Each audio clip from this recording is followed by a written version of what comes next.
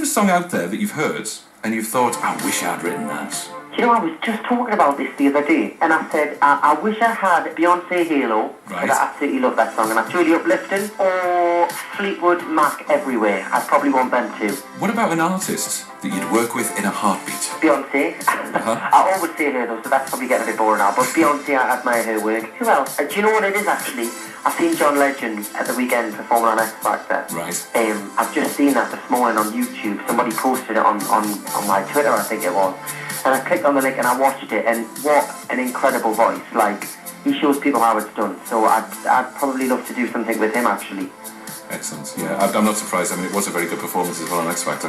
Pitch perfect. Absolutely. So if you weren't Joe McElderry, singer-songwriter, what do you think you'd be doing? Well, I think if I didn't do anything to do with performing, it probably would have been like medicine. I wanted to be a paramedic. I was always fascinated by hospitals when I was a kid. Like, I did my work experience in one. But I think if I was wanting to go into the performing arts thing, maybe performing arts teacher, I suppose. Ah, okay. So that I was still doing something, I don't know. But yeah, I would probably say paramedic first. Not something I could do. Scared of paramedic maybe. Yeah, and why not? What has been an experience out of everything you've done so far that you'd like to relive? I think I would like to go back to my first album and kind of enjoy the process of it being released, because I feel like I was so inexperienced in the industry. I was almost a little bit frightened and nervous.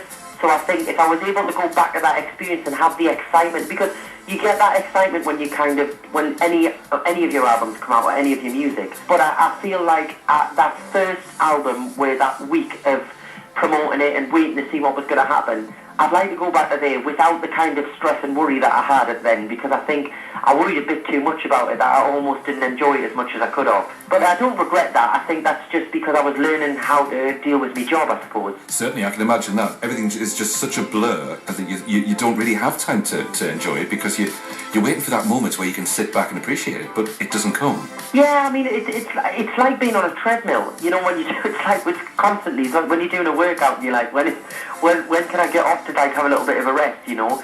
And it's not until you get, like, I'm very fortunate now, you know, I have a great team around us that, you know, work things out, that I work solidly flat for like a couple of months, and then I get quite a bit of time off where I can go on holiday, I can catch up with friends, you know, and they're really good and fair with the diary and stuff. So I do get a lot more time now, I think, to appreciate it more so than in the beginning. So it kind of, I'm able to step off it for a month or so, re-energise, and then when I come back I do appreciate more because I'm not tired, you know? Of course, yes. Are you all set for Christmas? I know obviously you've got the shows coming up, but are you an early Christmas shopper? I'm not an early Christmas shopper. I'm an absolute nightmare, actually. I don't shop pretty much until the day before, and I tend to just go and get like gift boxes. I walk into Boots and literally just buy everything that's left, and I'm like, there you go, there's your presents, well thought out. I love spending time with family, I love the Christmas meal and everything, but I'm not bothered about receiving presents off people. I've never really been that bothered. To me, it's more about just spending time with people, you know? Mm-hmm. Nice and traditional of Christmas. Yeah. Just the whole family and friends thing. Yeah, that's very good. Very good indeed. As mentioned earlier, you have got the Driving Home for Christmas shows in November.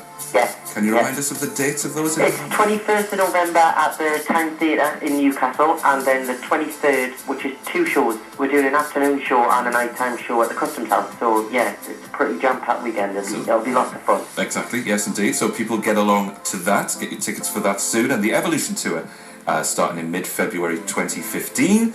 And of course, the promise of a new album coming up very soon as well. Fantastic. Joe McElderry, thank you very much for taking the time out to speak to us. I wish you all the success. Thank you for your time. I really appreciate it.